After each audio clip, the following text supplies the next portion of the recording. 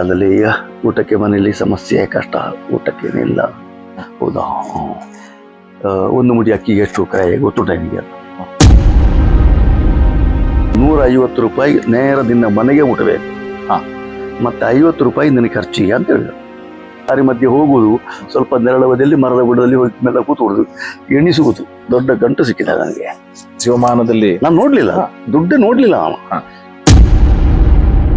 ಯುವ ಕಲಾವಿದರು ಅವರು ಮೇಳದಲ್ಲಿ ಬಂದು ಅವರ ಪಾತ್ರವನ್ನು ನಿರ್ವಹಿಸಿ ವೇಷವನ್ನು ಕಳಚಿ ನೇರ ಓಡಿ ಹೋಗುವುದಲ್ಲ. ಯಾರೋ ಹೇಳ್ತಾರೆ ಯಕ್ಷಗಾನ ಮುಂದಕ್ಕೆ ಉಳಿಗಾಲ ಇಲ್ಲ, ಹಾಗೆಲ್ಲ ಆಗುದಿಲ್ಲ. ಸ್ವರೂಪಗಳು ವಿಭಿನ್ನ ರೀತಿಯಾಗಿ ಬದಲಾಗ್ತಾ ಹೋಗ್ತದೆ. ಧರ್ಮಸ್ಥಳ ಮೇಳದಿರುವಾಗ 1982ರಲ್ಲಿ ಶಂಕರ್ ದಯಾಳ್ ಶರ್ಮಾ ರಾಷ್ಟ್ರಪತಿ ಆ ಸಂದರ್ಭದಲ್ಲಿ ನಮ್ಮ ಕ್ಷೇತ್ರದ ಮೇಳ ಹೋಗಿತ್ತಲ್ಲಿ.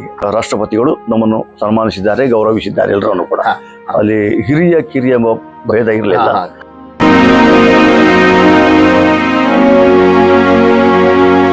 ಪ್ರಿಯ ವೀಕ್ಷಕರೇ, ಕಾರ್ಯಕ್ರಮವನ್ನು ನೋಡಿ ಹಾಗೆ ಸುಮ್ಮನಾಗಬೇಡಿ. ನಮ್ಮ ಕಲಾಜೀವಿ ಯೂಟ್ಯೂಬ್ ಚಾನೆಲ್ ಅನ್ನ ಸಬ್ಸ್ಕ್ರೈಬ್ ಮಾಡಿ, ಶೇರ್ ಮಾಡಿ, ನಮ್ಮನ್ನ ಪ್ರೋತ್ಸಾಹಿಸಿ.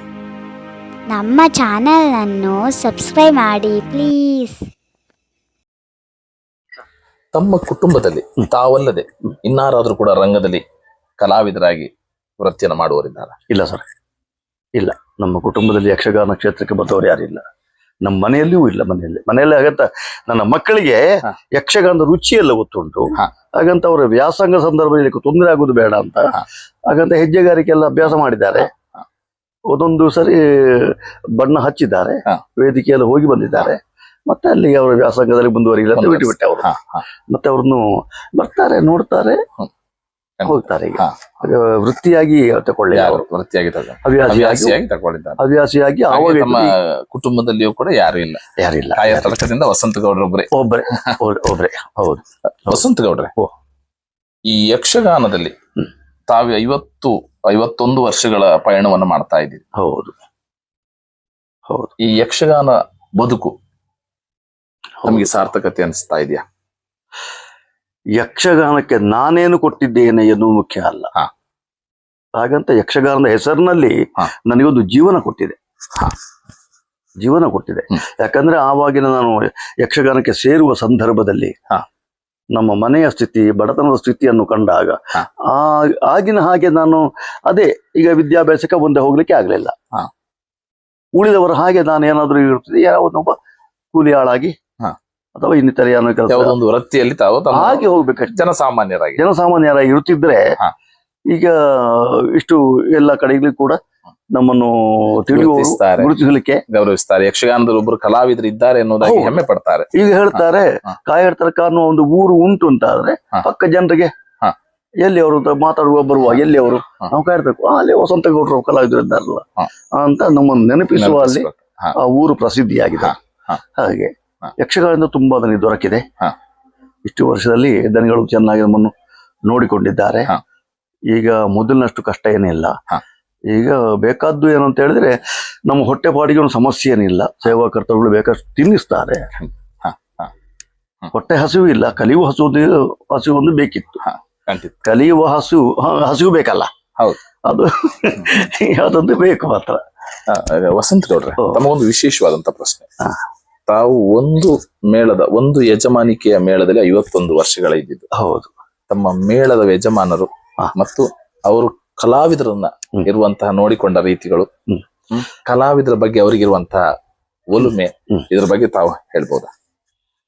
ಯಾಕಂದ್ರೆ ಮೊದಲು ನಾವು ಮೇಳಕ್ಕೆ ಸೇರಿದ ಸಂದರ್ಭದಲ್ಲಿ ಮೇಳದ ಯಜಮಾನರು ಕ್ಷೇತ್ರದಿಂದಲೇ ಆಗದಿದ್ರು ಕೂಡ ಮೇಳದಲ್ಲಿ ಮ್ಯಾನೇಜರ್ ಅಂತ ಒಬ್ಬರಿದ್ದು.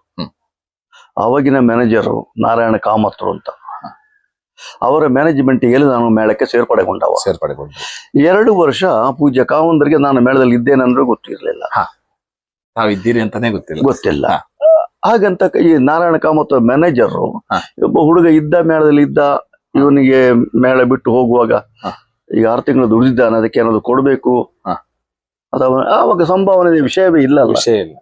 ಉಂಡದ್ದು ಬಂತು, ಊಟ ಮಾಡಿದ್ದು ಅಷ್ಟೇ. ಸೇವೆ ಆದ ಕೂಡಲೇ ಒಂದು ಬ್ಯಾಗ್ ಅಲ್ಲ, ಈಗ ನಾವು ಬ್ಯಾಗ್ ಅಂತ ಹೇಳ್ಬೋದು ಅಷ್ಟೇ. ಆವಾಗ ಏನೊಂದು ಕೈ ಚೀಲ ಹಿಡ್ಕೊಂಡು ಮನೆಗೆ ನಡ್ಕೊಂಡು ಹೋಗ್ತಿದ್ದೆ. 2 ವರ್ಷ ನನಗೆ ಸಂಬಳವೂ ಇಲ್ಲ, ಎಂಥದ್ದು ಇಲ್ಲ. ಹಾಗೆಲ್ಲ ಹೋದವ. ಅದೇ ಮ್ಯಾನೇಜ್ಮೆಂಟಿಗೆ ಮುಂದುವರಿಯುತ್ತಾ ಅವರಿಂದ ಮತ್ತೆ ಮ್ಯಾನೇಜ್ಮೆಂಟಿಗೆ ಚೇಂಜ್ ಆಯಿತು. ಮತ್ತೆ ಕ್ಷೇತ್ರದ ಮೇಳ ವಿಸ್ತಾರಗೊಳ್ಳುತ್ತಾ ಬಂತು. ಮ್ಯಾನೇಜ್ಮೆಂಟ್ಗೆ ಇದರಲ್ಲಿರುವಂತಹ ಕೆಲವು ಇಂಥದ್ದೆಲ್ಲ ಅಪಸವ್ಯಗಳನ್ನೆಲ್ಲ ನೋಡಿದ್ರು, ಅದ್ರ ಸ್ವಲ್ಪ ತೊಳೆದ್ರು, ಸರಿ ಮಾಡಿ ಮತ್ತೆ ಬಯಲಾಟಕ್ಕೆ ಬಂತು ಪೂರ್ಣ ಪ್ರಮಾಣದ. ಈಗ ತೊಂದ್ರೆ, ಈಗ ಮೇಳಕ್ಕೆ ಸೇರ್ಪಡೆ ಅನ್ನುವುದು ಒಂದು ಅವಕಾಶ ಸಿಕ್ಕಿದ್ರೆ ಒಳ್ಳೇದೇ. ಈಗ ದನಿಗಳಿಗೂ ಕೂಡ ಬಂದವ ಯಾರು ಅಂತ ಮೊದಲು ಒಬ್ಬ ಕಲಾವಿದ ಬೇಕು ಅಂತ ಆದ್ರೆ ಕರ್ಕೊಂಡು ಹೋಗಿ ದನಿಗಳ ಭೇಟಿ ಮಾಡಿಸ್ತಾರೆ. ಇವ ಇಂಥ ಮೇಳದಲ್ಲಿ ಕಲಾವಿದನಾಗಿದ್ದವ, ಇಷ್ಟು ವರ್ಷ ದುಡ್ದ, ಈ ಮೇಳಕ್ಕೆ ನಮಗೆ ಬೇಕಿತ್ತು, ಬರುವುದಕ್ಕೆ ಒಪ್ಪಿದಾನಂತ ಏನಾದ್ರು ಪರಿಚಯ ಮಾಡಿಸ್ತಾರೆ, ಮುಖಾಮುಖಿ ಮಾತಾಡ್ತಾರೆ. ಆಗ ದನಿಗಳಿಗೂ ಕಲಾವಿದರು ಅಷ್ಟು ದೊಡ್ಡ ಮುಖಾಮುಖಿ ಇರ್ಲಿಲ್ಲ. ದೊಡ್ಡ 2 ವರ್ಷ ಕಲಾವಿದರಾಗಿದ್ರು ಕೂಡ ಏನು ಮುಖಾಮುಖಿ ಆಗ್ಲೇ ಮುಖಾಮುಖಿ ಇದೆ. 74 ಸೇರಿದ್ರೆ 77ನೇ ಇಸವಿಯಲ್ಲಿ ಏನೋ ಒಂದು ಸಲ ನನಗೆ ಭೇಟಿ ಆದ್ರು ಅಷ್ಟಿಗೆ ಅಂದ್ರೆ ನನಗೆ ದನಿಗಳನ್ನು ಕಂಡು ಗೊತ್ತುಂಟ ಅಷ್ಟೇ ಹೊರತು ಎದುರಿಗೆ ಹೋಗಿ ಮಾತಾಡಿ ಗೊತ್ತಿಲ್ಲ. ಹಾಗಂತ ನಾನು ಸಣ್ಣ ಹುಡುಗನಾದ ಕಾರಣ ನಾನು ರಂಗದಲ್ಲಿ ಕುಣಿಯುವ ಇದನ್ನೆಲ್ಲ ಕಂಡ ಕೂಡಲೇ ಅಲ್ಲಿದ್ದ ಧರ್ಮಸ್ಥಳದಲ್ಲಿ ಇದ್ದವರೆಲ್ಲ ಪರಿಚಯದವರಾಗಿದ್ದಾರೆ. ಅಲ್ಲಿ ಅನ್ನಪೂರ್ಣದಲ್ಲಿ ಅಲ್ಲಿದ್ದವರೆಲ್ಲ ನಮ್ಮನ್ನು ಹತ್ತಿರವಾಗಿ ಆತ್ಮೀಯವಾಗಿ ಹುಡುಗ ಅಂತ ಕರೆದು ಮಾತಾಡುವ. ಒಂದು ಸಂದರ್ಭದಲ್ಲಿ ಮನೆಯ ಸ್ಥಿತಿಗತಿ ಮಳೆಗಾಲದಲ್ಲಿ ಊಟಕ್ಕೆ ಬಾರಿ ಕಷ್ಟ ಇತ್ತು. ಅವಾಗ ಏನು ಮಾಡುವುದು, ನನಗೆ ಸ್ವಲ್ಪ ಧೈರ್ಯ ಬಂದಿದೆ, ನಡ್ಕೊಂಡು ಹೋಗಿ ಅಲ್ಲಿ ನಮ್ಮ ಇದ್ದಾರಲ್ಲ ಪರಿಚಯದವರು ಮಾತಾಡಿ ಉಳ್ಕೊಂಡೆ. ದನಿಗಳ ಭೇಟಿ ಆಗ್ಬೇಕು. ಮರು ದಿವಸ ಬೆಳಿಗ್ಗೆ ನಾನು ತಿರುಗಾಡುದು, ಹುಡುಗರಲ್ವಾ ಕಾವಂದ್ರು ಬೆಳಿಗ್ಗೆ ಸ್ನಾನಕ್ಕೆ ರೆಡಿ ಆಗ್ತಿದ್ರು ಕೆಳಗಿನ ಬೀಡಿನಲ್ಲಿ, ಹಳೆ ಬೀಡೋದು. ನಾನು ಎದುರು ಹೋದೆ, ಅವ್ರಂತ ಗೊತ್ತಾಯ್ತು ನನಗೆ. ಅವ್ರು ಕೇಳಿದೆ, ಯಾರು ನೀನು, ಎಲ್ಲಿ ಒಂದವ? ಮೇಳದಲ್ಲಿದ್ಯಾ? ಹೌದಾ, ಏನು ಬಂದೆ? ಮಾತಾಡ್ಬೇಕಿತ್ತು ದನಿಗಳ ಹತ್ರ. ನಾವು ಪೂಜೆಗೆ ಹೋಗಿ ಬಂದ ಕೂಡಲೇ ಮಾತಾಡ್ಲಿಕ್ಕೆ ಅಲ್ಲಿ ಹೋಗಿ ಕೂತ್ಕೊ ಅಂತ ಹೇಳಿದ್ರು. ಬಂದೆ. ಅಲ್ಲಿ ದನಿಗಳ ಎದುರು ಹೋಗುವಲ್ಲಿ ನಮ್ಮನ್ನು ಕರ್ಕೊಂಡು ಹೋಗುವ ಅವನಿಗೆ ಪರಿಚಯ ಉಂಟು, ಕೂತ್ಕೊಳಿಸಿದ್ರು. ಅವ್ರು ದೇವ್ರ ಹತ್ರ ಹೋಗಿ ಬಂದ ಮೇಲೆ ಮೊದಲಾಗಿ ನನ್ನನ್ನೇ ಕರೆದ್ರು. ಏನು ಬರೋದು ವಿಷಯ? ಮಳೆಗಾಲದಲ್ಲಿ ಊಟಕ್ಕೆ ಮನೆಯಲ್ಲಿ ಸಮಸ್ಯೆ, ಕಷ್ಟ, ಊಟಕ್ಕೇನಿಲ್ಲ. ಹೌದಾ, ಒಂದು ಮುಡಿ ಅಕ್ಕಿಗೆ ಎಷ್ಟು ಕ್ರಯ ಗೊತ್ತುಂಟ ನಿಮಗೆ? 72 ರೂಪಾಯಿ. ಅವಾಗ ಒಂದು ಮುಡಿ ಅಂದ್ರೆ ಒಂದು ಮುಡಿ ಅಂದ್ರೆ 42 ಸೇರು ಅಂತ ಲೆಕ್ಕ. ಹೌದು, ಆವಾಗ 72 ರೂಪಾಯಿ ಇತ್ತು. ಹೌದಾ, ಒಂದೊಂದೇ ರೂಪಾಯಿಯ 2 ಕಟ್ಟು ಕೊಟ್ರು, 200 ರೂಪಾಯಿ. ದೊಡ್ಡ 100 ರೂಪಾಯಿ ಅಂದ್ರೆ ಇಷ್ಟು ಕಟ್ಟಾಗ್ತದಲ್ಲ, 2 ಕಟ್ಟು ಕೊಟ್ರು. ಇದರಲ್ಲಿ 200 ರೂಪಾಯಿ ಉಂಟು. ಇದರಲ್ಲಿ 150 ರೂಪಾಯಿ ನೇರ ದಿನ ಮನೆಗೆ ಮುಟ್ಟಬೇಕು, ಮತ್ತೆ 50 ರೂಪಾಯಿ ನಿನಗೆ ಖರ್ಚಿಗೆ ಅಂತ ಹೇಳಿದ್ರು. ನನಗೆ ಸ್ವರ್ಗ ಸಿಕ್ಕಿದಾಗ ಆಯ್ತಲ್ಲ. ತಕೊಂಡೆ, ತಿಳ್ಕೊಂಡೆ, ಭಾರಿ ಜಾಗ್ರತೆ ಮಾಡಿ ಅನ್ನಪೂರ್ಣಕ್ಕೆ ಹೋಗೋದು, ಇಷ್ಟು ಊಟ ಮಾಡಿ ನಡಿಲಿಕ್ಕೆ ಶುರುವೇ. ದಾರಿ ಮಧ್ಯೆ ಹೋಗುದು, ಸ್ವಲ್ಪ ನೆರಳವದಲ್ಲಿ ಮರದ ಬುಡದಲ್ಲಿ ಹೋಗಿ ಮೇಲೆ ಕೂತ್ಕೊಡುದು, ಎಣಿಸುವುದು. ದೊಡ್ಡ ಗಂಟು ಸಿಕ್ಕಿದೆ ನನಗೆ ಜೀವಮಾನದಲ್ಲಿ. ನಾನು ನೋಡ್ಲಿಲ್ಲ, ದುಡ್ಡೇ ನೋಡ್ಲಿಲ್ಲ. ಎಣಿಸುವುದು ಹಿಡ್ಕೊಂಡೆ. ಅಲ್ಲಿ ನನ್ಗೆ ಲೆಕ್ಕ ಪೂರ್ತಿ ಬರುದಿಲ್ಲ, ತಿಳಿವಾತುರ. ಮತ್ತೆ ಓಡಿದೆ, ಮತ್ತೊಂದು ಕಡೆಯಲ್ಲಿ ಹೋಗಿ ಕೂತ್ಕೊಂಡ್ರೆ ಯಾರೋ ಬರ್ತಾರಂತ ಅದೊಂದು ಹೆದರಿಕೆ. ಮತ್ತೆ ಕಾಸು ಉಂಟು, ಸಣ್ಣ ಹುಡುಗ. ಮತ್ತೆ ಎಣಿಸುದು, ಕೊಂಡೋಗಿ ಮನೆಗೆ ಹೋಗಿ ಮುಟ್ಟಿಸಿ.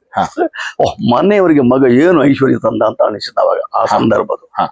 200 ರೂಪಾಯಿ 2 ಮುಡಿ ಅಕ್ಕಿ ಬಂತಲ್ಲ, ಆಗಿದೆ ತಗೊಂಡ್ರೆ ಆಯ್ತಲ್ಲ ಅಂತ. ಮಳೆಗಾಲ ಒಂದು ಈ ವರ್ಷ ಒಳ್ಳೆ ರೀತಿ ಹೋಗುತ್ತದೆ ಅಂತ ಆಯ್ತು. ಅಂತದೊಂದು ನೆನಪು ಮಾಡಿಕೊಂಡು ಇಟ್ಟುಕೊಳ್ಳಬೇಕಾದ ವಿಷಯ ಅದೆಲ್ಲ. ತಮ್ಮ ಬದುಕಿನ ಪಡ್ಕೊಂಡಂತ ಆರಂಭದ ಆ ರೀತಿಯಾಗಿ ದನಿಗಳು ತಮ್ಮನ್ನೆಲ್ಲರನ್ನ ಎಲ್ಲ ಕಲಾವಿದರನ್ನ ನೋಡ್ಕೊಳ್ತಾ ಇದ್ದಾರೆ. ಹೀಗಾಗಿ ದನಿಗಳು ಈಗ ಮನೆಯ ಯೋಗಕ್ಷೇಮ ವಿಚಾರಿಸ್ತಾರೆ. ಮನೆಯಲ್ಲಿ ಏನ್ ಮಾಡ್ತಿದ್ದೀರಿ, ಮಕ್ಕಳೆಲ್ಲ ಏನ್ ಮಾಡ್ತಿದ್ದಾರೆ, ಹಾಗೆ ಹೀಗೆ.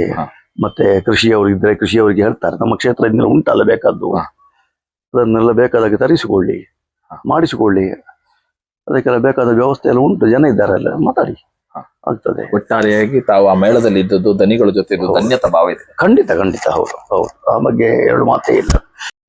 ವಸಂತಗೌಡ ಕಾಯರ್ತರ್ಕವ್ರೆ, ಬಡಗು ತೆಂಕಿನ ಅಗ್ರಮಾನ್ಯ ಯಕ್ಷಗಾನದ ಕಲಾವಿದರ ಯಾದಿಯಲ್ಲಿ ನಿಲ್ಲಬಲ್ಲಂತಹ ತಾವು ಇಂದಿನ ಯುವ ಪೀಳಿಗೆಗೆ, ಯುವ ಕಲಾವಿದರಾಗಿ ಬರುವಂತಹ ಯಕ್ಷಗಾನ ಕ್ಷೇತ್ರಕ್ಕೆ ಬರುವಂತಹ ಕಲಾವಿದರು ಅಥವಾ ಈಗಾಗಲೇ ರಂಗದಲ್ಲಿ ದುಡಿತಾ ಇರುವಂತಹ ಯುವ ಪೀಳಿಗೆಗೆ ತಮ್ಮ ಕಿವಿ ಮಾತುಗಳು ಏನಾದ್ರು? ಒಂದನೇದಾಗಿ ಏನಂತ ಹೇಳಿದ್ರೆ, ಯುವ ಕಲಾವಿದರು ಅವರು ಮೇಳದಲ್ಲಿ ಬಂದು ಅವರ ಪಾತ್ರವನ್ನು ನಿರ್ವಹಿಸಿ ವೇಷವನ್ನು ಕಳಚಿ ನೇರ ಓಡಿ ಹೋಗುವುದಲ್ಲ. ಆವತ್ತಿನ ನಮ್ಮದೇ ಯಕ್ಷಗಾನ ಆದ್ರೂ ಕೂಡ ಅಲ್ಲಿ ಸಭೆಯಲ್ಲಿ ಕುಳಿತು ಆ ಕಥೆಯನ್ನು ಅಲ್ಲಿ ಕಲಾವಿದರು, ಉಳಿದ ಕಲಾವಿದರು ಏನು ಮಾಡ್ತಾರೆ ಅನ್ನುವುದನ್ನು ಸ್ಪಷ್ಟವಾಗಿ ನೋಡಬೇಕು. ನೋಡುವಾಗ ಆ ಪಾತ್ರಧಾರಿ ಏನು ಮಾಡ್ತಾನೋ ಅದು ಇವರಿಗೆ ಮನದಟ್ಟಾಗ್ತದೆ. ಅಲ್ಲ ಅವರು ಹೇಳಿದ್ದಕ್ಕಿಂತ ಒಳ್ಳೆಯ ವಿಷಯಗಳನ್ನು ಹಾಕಬಹುದು ಅನ್ನುವುದು ನಮ್ಮ ಮನದಾಳದಲ್ಲಿ ತನ್ನಷ್ಟಕ್ಕೆ ಮೂಡಿ ಬರುವುದಕ್ಕೆ ಸಾಧ್ಯ ಆಗ್ತದೆ. ಇಲ್ಲ ಇನ್ನೊಂದು ಯಕ್ಷಗಾನಕ್ಕೆ ಹೋದ್ರೂ ಕೂಡ ಅಲ್ಲಿಯೂ ಕೂಡ ಆ ಪಾತ್ರವನ್ನು ಪ್ರಸಂಗವನ್ನು ಚೆನ್ನಾಗಿ ನೋಡಬೇಕು, ಅಧ್ಯಯನ ಮಾಡಬೇಕು. ಪ್ರಸಂಗ ಪುರಾಣ ಪುಸ್ತಕ ಯಾವುದೇ ಒಂದು ಪೌರಾಣಿಕ ಆದ್ರೆ ಪೌರಾಣಿಕದ ಪಾತ್ರದ ಪ್ರಸಂಗ ಪುಸ್ತಕವನ್ನು ಓದಬೇಕು. ಒಂದೇ ಪದ್ಯ ಇದ್ರೆ 3-4 ಪದ್ಯದ ಅರ್ಥಗಳನ್ನು ನಾವು ಸ್ಟಡಿ ಮಾಡಬೇಕು. ನಿನಗೆ ಒಂದೇ ಪದ್ಯ ಅಂತ ಭಾಗವತರು ಹೇಳ್ಯಾರು, ಹೇಳಿದ್ರೆ ಒಂದೇ ಪದ್ಯ ಅರ್ಥ ಹೇಳುದಲ್ಲ, ಅದಕ್ಕೆ ಒಂದಕ್ಕೊಂದು ಅದು ಲಿಂಕ್ ಆಗಿರ್ತದೆ, ಕೊಂಡಿಯಂತೆ ಜೋಡಿಸಿದ್ದನ್ನೆಲ್ಲ ಇರ್ತದೆ. ಅದನ್ನೆಲ್ಲ ಮಾಡಿಕೊಳ್ಳಿಕ್ಕೆ ಯಕ್ಷಗಾನವನ್ನು ನೋಡ್ಲೇಬೇಕಾದ ಅಗತ್ಯ. ನಮ್ಮದೇ ಯಕ್ಷಗಾನ ಆದ್ರೂ ಚೆನ್ನಾಗಿ ನೋಡಿ ಅಧ್ಯಯನ ಮಾಡಿದ್ರೆ ತನ್ನಷ್ಟಕ್ಕೆ ಕಲಾವಿದ ಆಗುತ್ತದೆ. ಇಲ್ಲದೇ ಇದ್ರೆ ಇದ್ದಾಗ್ತದೆ. ಕೇವಲ ನಾವು ಯೂಟ್ಯೂಬ್ ಅಲ್ಲಿ ನೋಡಿ ಒಂದು ಗಳಿಗೆ ನೋಡಿ ಅದು ಅದಕ್ಕೊಂದು ಅವಧಿ ಬಾಧಕ ಅಂತ ಇದೆ, ಸ್ವಲ್ಪ ಸಮಯ ನಡೆಯುತ್ತದೆ. ಮತ್ತೆ ಯಕ್ಷಗಾನ ಯಾರೋ ಹೇಳ್ತಾರೆ ಯಕ್ಷಗಾನ ಮುಂದಕ್ಕೆ ಉಳಿಗಾಲ ಇಲ್ಲ, ಹಾಗೆಲ್ಲ ಆಗುದಿಲ್ಲ. ಸ್ವರೂಪಗಳು ವಿಭಿನ್ನ ರೀತಿಯಾಗಿ ಬದಲಾಗ್ತಾ ಹೋಗ್ತದೆ.